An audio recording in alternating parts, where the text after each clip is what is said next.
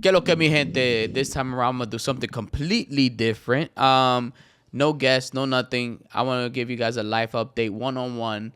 So yesterday I recorded an episode. The episode, the sound was off. Like I had a couple of days. I recorded this episode over and over again, so like that I could get a good one for you guys. You know what I'm saying? But I appreciate everybody that's listening. Passion, thank you for always supporting the work that I do. So I was like, you know what? I've been doing this weekly episodes of this podcast, but I'm like, you guys really don't know what's going on, nothing that was going on behind the scenes. So I'm like, this is gonna be this episode. What happened? What happened after? Pero like, what happened when I was working at BuzzFeed? So, as you guys know, I left BuzzFeed like years ago, 5 years ago, and I think I spent some time in Los Angeles trying to figure out what I wanted to do. I do comedy. I love this. I love comedy.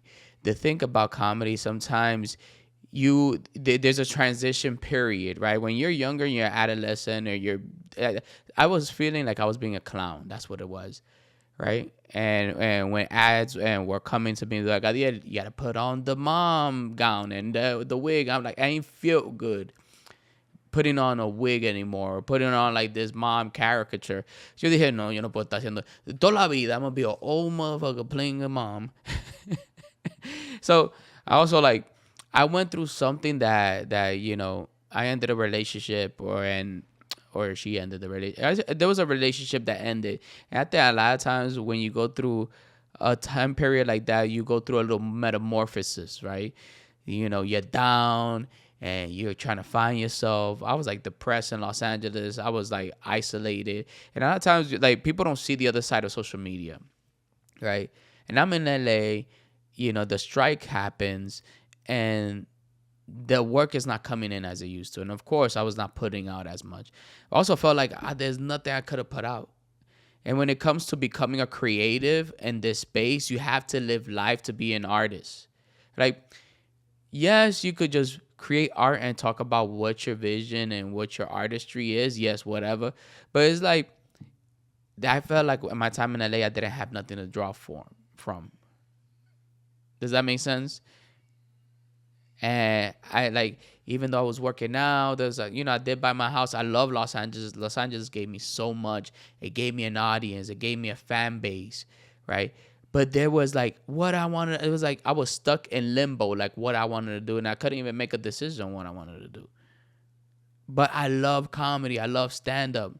So what I did afterwards is I sold everything that I had in LA, and I came to New York. And in New York, once I step foot in New York City, it's like I feel vibrant again. I'm happier back in this city. New York is dope because like I think it helps you mentally in a way that you're around people, you're around culture, you're always taking the train. When it comes to stand up, you're doing 2 to 3 shows in one day, and that's normal, right? In LA, I was doing one show out of a month that people coming to my show to listen to the same jokes. ¿Tú puedes creer esa vaina? So I was like, I come to New York and now I'm touring with Mr. Nueva York, with Tommy, Ivan.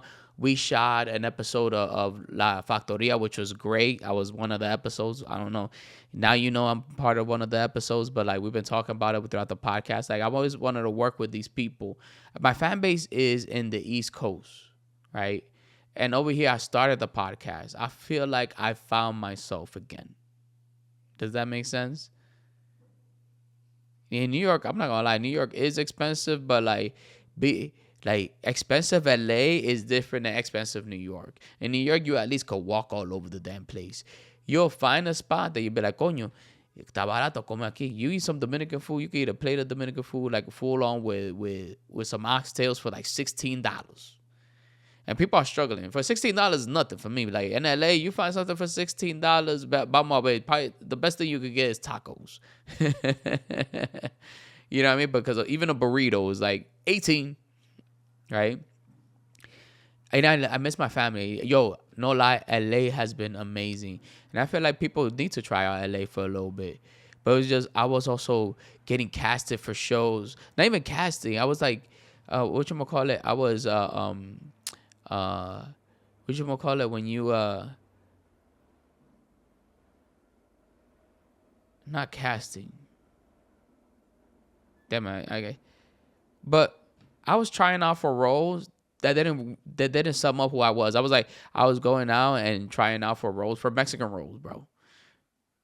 And they'll look at me like, hold on, wait, I'm Dominican. And I'm trying out for Mexican roles. They didn't know who I was or what I was. And I'm like, half of the things that I was like, what you call it, auditioning for? Audition. That's the word, auditioning. Half the things I was auditioning for, I didn't want to do. I don't want to be part of this project. I don't want to be a part of none of this. Right? I even auditioned for Lopez versus Lopez, but I'm like, why am I auditioning for Lopez versus Lopez? I don't even want to be part of the show. So and you want to do the work, and you want to, and I love acting. I want to get into acting, but I also want to do my own thing, right? And it's not like to do my own thing, like, oh, I want to create shit that I like. I think I want to be part of the creative process, but I want to be crazy about what I'm doing, right? And I know that a lot of people have the privilege to do something like that, but in order to do something like that, I have to create it. And if you look at media nowadays, right? There's nothing that showcases Latino, like all aspects of Latinidad, right? They don't showcase like what it is to be Dominican or even New York bound Dominican. And I cannot, yo no puedo exigir algo así. In the West Coast, I can't tell people in the West Coast, oh, this is the type of shit that you need to create. You can't tell them that because they don't know. You can't tell somebody to create or write for me. You see what I'm saying? We also cannot tell like, oh, this white person is not writing a role for me. He don't know you. He don't know me. He's not gonna write for me.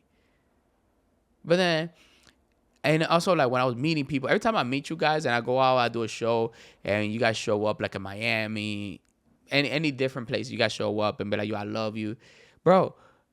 You know how good that feels when I see somebody goes like, Gadiel, I grew up watching you. Or they be like, Gadiel, I grew up being proud of being who I am, being Latina. And it could be Mexican, it could be Puerto Rican, Dominican, to be like, I'm proud of who I am because of you. I'm like, that means my mission is done. That was my mission. But then again, I was missing making these videos, bro. Pero I grew up, like, YouTube made me, bro. Like, it gave me an audience. It gave me you guys. And I missed that. You know, yo añoro todo eso tiempo, pero también, I didn't just want to make content to make content. You think about it. When you work at BuzzFeed, bro, you're doing everything. You're editing, you're shooting, you're everything. You're acting. You see what I'm saying? So I was like, I felt the burnout, but I was like, okay, how can I get the things back together? But I also wanted to do things my own way. And this is what this is. The Gadiel Show, the Gadiel Podcast. Every week, I'm going to release a podcast at 12. This one I'm recording at 12. But this one, once I'm done recording, this one is going to go out immediately. But I want to have my own show where I could control my own narrative. And not only control my own narrative, I could talk directly to you. I missed you. And hopefully you guys missed me. And I want to continue doing this work. And I would love to see, I'm excited to see what I'm going to do with this. And I would love to see what you guys want to see. Right? Bueno, that was it. That was a little update, life update. I'm here in New York City now. I'm doing shows all over the place. I am going to be in Broadway Comedy Club. I'm headlining for my birthday. It's a birthday show. So come out on December 11th. If you're in New York, the tickets already is in my bio. You can find it on my website. I love you guys. I just want to give you guys an update and write in the comments what you think and what you're excited for, what you want to see. But expect to see me here every week, every Wednesday in the afternoon. I am here.